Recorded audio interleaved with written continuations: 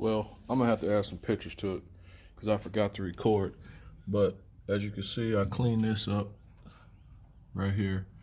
I gotta get some more loom for that wire right there. But I got the main body harness, like that controls all this, gives the car power. I got all that connected. Gotta figure out the turn signal.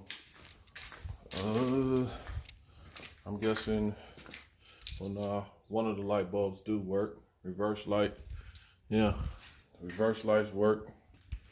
So I guess this one up here.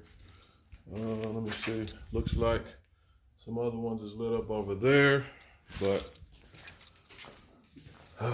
yeah, and I gotta get a one right here.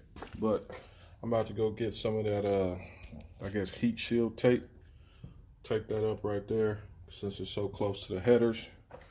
But I'm gonna add some pictures with this to show how I cleaned up the harness.